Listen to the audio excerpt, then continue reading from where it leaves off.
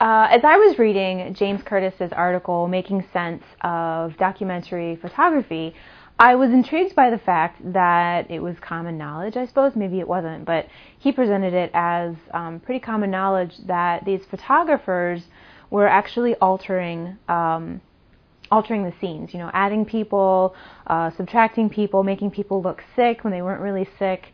And I thought that was interesting. I got to thinking about the photographer's responsibility to historical accuracy, and as I read the article, I kind of thought back to my perception before I read the article. I really thought that photographers had an ethical responsibility to be historically accurate as possible, and I wondered if other people had the same perception, if they believed that photographs and videos were good historically accurate representations of a moment in time or an event or a photograph of some particular scene.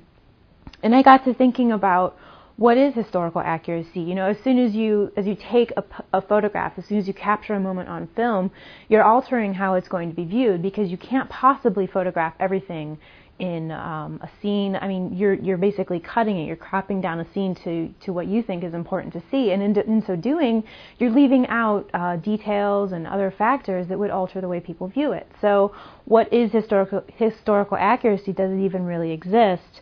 I'm not so sure it does. Curtis talks about these photographs not as historically accurate representations. He actually says something along the lines of, it's not really possible, but he says that a documentary photograph is a conscious act of persuasion.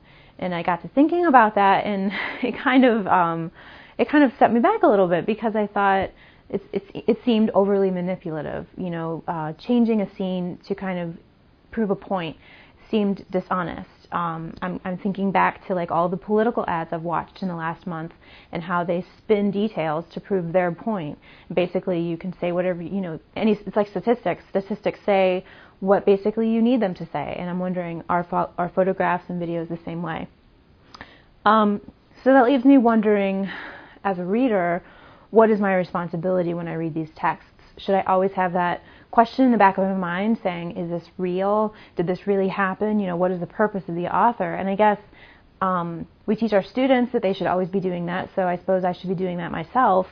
But further than that, then, what is my responsibility as an author?